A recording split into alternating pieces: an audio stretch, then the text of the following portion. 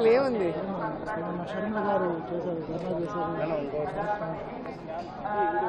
ఈరోజు చంద్రబాబు నాయుడు ఇవ్వాల్సిన డిఎస్సీలు 1998, 2008, 2018వి దాదాపుగా 17,000 భర్తీల్ని ఈరోజు జగన్మోహన్ రెడ్డి గారు భర్తీ చేశారు. మళ్ళీ 6,100 ఇప్పుడు నోటిఫికేషన్ ఇచ్చారు. సో ఆమెకి రాజకీయ అవగాహన లేదు అనేది నిన్న ఆవిడ చేసిన హడావిడి చూస్తేనే అర్థమైంది. 4.5 సంవత్సరాలు ఆంధ్రాలో లేకుండా తెలంగాణ బిడ్డని, తెలంగాణ ప్రజలకు అండగా ఉంటానని ఈరోజు జగనన్న మీద విషం చింతూ షర్మిల గారు చేసే ఈ ఆరాటాలు, పోరాటాలన్నీ చూస్తే ప్రజలకు అర్థమైపోయింది. ఇది కేవలం చంద్రబాబు నాయుడు కాంగ్రెస్ కలిసి ఆడుతున్న నాటకం. దాంట్లో షర్మిల గారిని పావుగా వాడుకుంటున్నారు అనేది అందరికి అర్థమవుతున్న విషయం.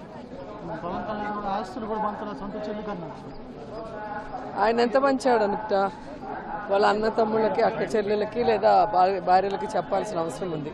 ఏదో మాట్లాడటం పిచ్చి మాటలు తప్ప మరొకటి కాదు. ఈరోజు రాజశేఖర రెడ్డి బిడ్డగా రాజశేఖర రెడ్డి గారు జగనన్నకి, షర్మిలమ్మకి పేరు ప్రఖ్యాతులతో పాటు ఆస్తులు అన్ని కూడా పనిచేశారు. ఇంకేం కావాలి?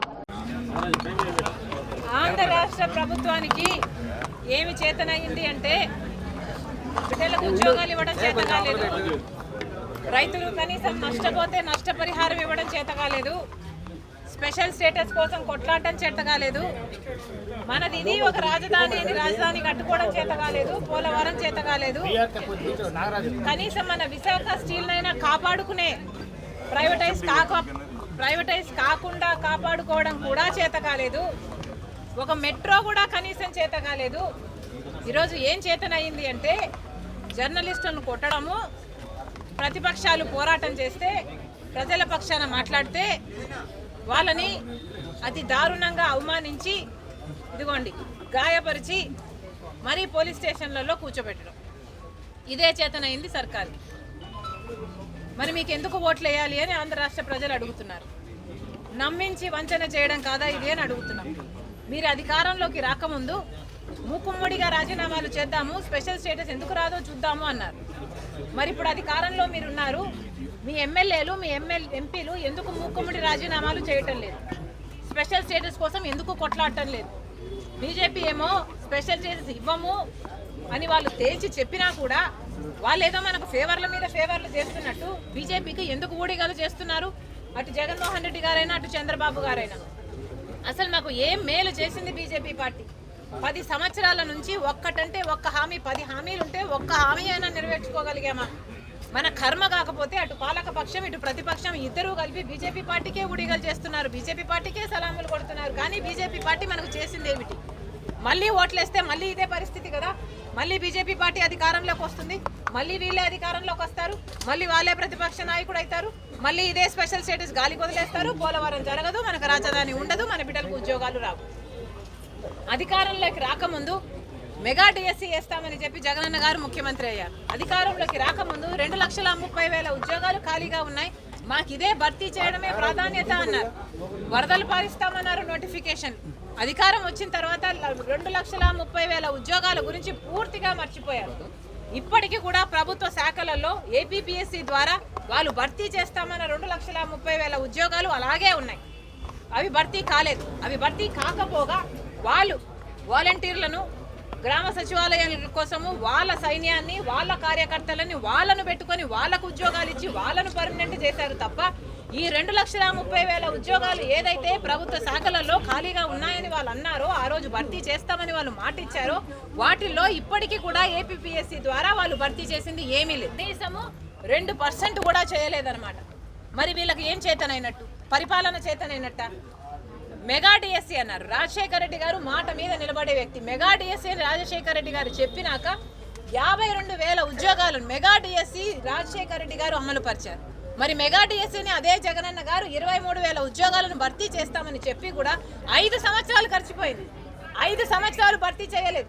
5 సంవత్సరాలు గుడ్డిగురాలకు పళ్ళు తోమారు. 5 సంవత్సరాలు కుంభకర్ణులా నిద్రపోయారు. తీరా ఇప్పుడు ఎలక్షన్లు వచ్చాయి కాబట్టి మెగా డిఎస్సీ సంగతి దేవుడెరుగు, దగా డిఎస్సీ. ఇప్పుడు 6,000తో ఉద్యోగాలు నోటిఫికేషన్లు ఇచ్చారు.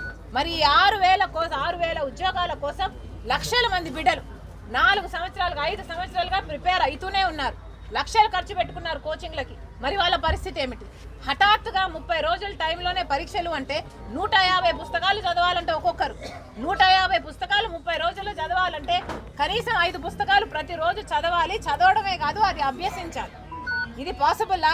ఎంత ఒత్తిడి ఉంటుంది వాళ్ళ మీద. ఇదేమైనా ఉద్యోగాలు ఇచ్చే తీరేనా? ఇది మీకు ఇవ్వాలనుకుంటే ఇచ్చే మనసే ఉండుంటే ఇంతకుముందు ఎందుకు ఇవ్వలేదు? మెగా డిఎస్సి ఒక దగా డిఎస్సిని చేశారు. ప్రతి సంవత్సరము జాబ్ క్యాలెండర్ అన్నారు, ప్రతి జనవరి 1నే జాబ్ క్యాలెండర్ ఇస్తామన్నారు. ప్రతి 10 సాక్షి క్యాలెండర్ ఇవ్వడం తప్పితే జాబ్ క్యాలెండర్ కదా దేవుడేరు. ఎక్కడొచ్చిందండి జాబ్ క్యాలెండరు? 10వ తరగతి ఇంటర్కు ఎట్లయితే పరీక్షలు పెడతారో జాబ్ క్యాలెండర్లో మేము ముందే అనౌన్స్ చేస్తాము, అదే డేట్స్లలో పరీక్షలు పెడతాము, భర్తీలు చేస్తామని ఎన్ని కబుర్లు చెప్పారు. అన్ని నీటి మీద రాతలైపోయాయి. మాట తప్పము మడమ తిప్పమని చెప్పిన వాళ్ళంతా ఇచ్చిన ప్రతి మాటను మడత పెట్టారు. అధికారం మాత్రం అనుభవిస్తున్నారు. వాళ్ళేమో ముఖ్యమంత్రులు అయ్యారు, మంత్రులు అయ్యారు, కానీ బిడ్డలకు మాత్రం, చదువుకున్న బిడ్డలకు మాత్రం ఉద్యోగాలు లేవు. వాళ్ళేమో 10,000కు 12,000కు మన బిడ్డలు రోడ్ల మీద పని చేసుకుంటున్నారు. అడిగే నాదుడు ఎవరైనా ఉన్నారంటే ఎవరూ లేరు మన రాష్ట్రంలో. ఒక కాంగ్రెస్ పార్టీ ఈరోజు కొట్లాడుతుంటే మమ్మల్ని కూడా గాయపరిచి మమ్మల్ని ఎత్తుకొచ్చి పోలీస్ స్టేషన్లలో పెడుతున్నారు. ఇక జర్నలిస్టులు అడిగితే వాళ్ళని చితక బాదుతున్నారు. ఇది ఎక్కడ న్యాయం అంటున్నా? ఇది ప్రజాస్వామ్యం అవునా కాదా? ప్రభుత్వం సమాధానం చెప్పాలి. పెద్ద మాటలు చెప్తారు కదా, పెద్ద మాటలు మేము ఎన్నో వాగ్దానాలు నిలబెట్టుకుంటున్నామని చెప్తున్నారు కదా, మరి ఏమైంది? రాజశేఖర రెడ్డి గారు మాట తప్పకుండా ఇచ్చిన మాట, ప్రతి మాట నిలబెట్టుకుంటే మరి ఆయన వారసులను చెప్పుకుంటున్న వాళ్ళు మీరు ఎందుకు నిలబెట్టుకోలేకపోతున్నారో ప్రజలకు సమాధానం చెప్పాలి. మళ్ళీ చెప్తున్నాం, ఈ దగా డిఎస్సి కాదు, మొత్తం 23,000 ఉద్యోగాలతో మెగా డిఎస్సి ప్రభుత్వం వెంటనే విడుదల చేయాలి. 2,30,000 ఉద్యోగాలు భర్తీ చేస్తామని జగనన్న గారే స్వయంగా ఎలక్షన్లప్పుడు చెప్పిన మాట. ఆ 2,30,000 ఉద్యోగాలకు కూడా ప్రభుత్వ శాఖల్లో ఖాళీగా ఉన్న ఉద్యోగాలు, ఏపీపీఎస్సీ ద్వారా మీరు భర్తీ చేస్తామన్న ఉద్యోగాలను కూడా నోటిఫికేషన్లు వెంటనే ఇవ్వాలని డిమాండ్ చేస్తున్నాం. ఉద్యోగుల గురించి మాట్లాడదామమ్మా. పొద్దు నుంచి మేము చాలా కష్టపడ్డాం, చాలా కొట్లాడ్డాము. ఈ రోజు ఇష్యూను డైవర్ట్ చేయకండి. ఇదే ప్రశ్న రేపు నన్ను అడగండి, రేపు ఇదే ఆన్సర్. దీనికి ఆన్సర్